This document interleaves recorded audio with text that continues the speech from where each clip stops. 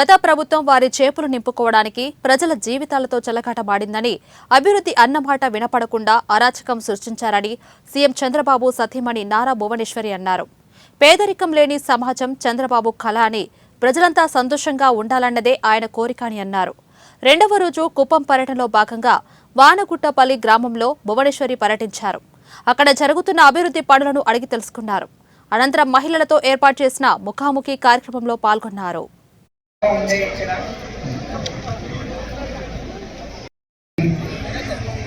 రోడ్లు అభివృద్ధి మీ అందరికీ తెలుసు. ప్రతి గ్రామం నేను విజిట్ చేసినప్పుడు వెళ్ళినప్పుడు వాళ్ళు ముందలు అడిగేది రోడ్డు అభివృద్ధి. అది తప్పకుండా దానికి స్పెషల్గా ఆయన గ్రాంట్ ఇచ్చారు. అది కూడా మీరు అందుకే అన్నాను, మీరందరూ కొంచెం ఓపిక పట్టాలి.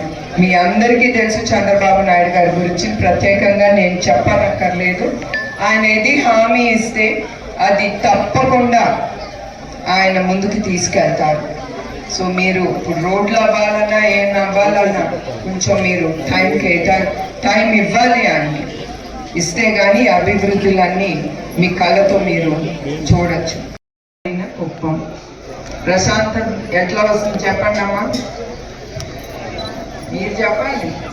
మీరు అడుగుతారు కదా మాకు ఇది కావాలి అది కావాలని.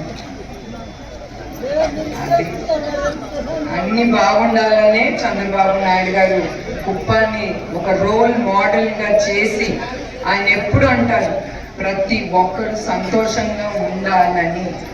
ముందర సంతోషంగా ఉంటేనే మనం సరిగా కుటుంబం సంతోషంగా ఉంటేనే కదా మనం బాగా పనిచేయొచ్చు, మనకి మంచి ఆలోచనలు వస్తాయి.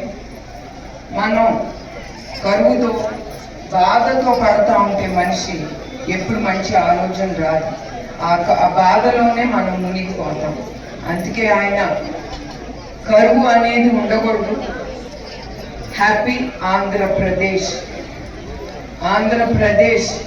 సుఖ సంతోషాలతో ఉండాలని ఆయన చాలా పథకాలు తీసుకొచ్చారు. ఎస్పెషలీ కుప్పం 40 పథకాలు తీసుకొచ్చారు.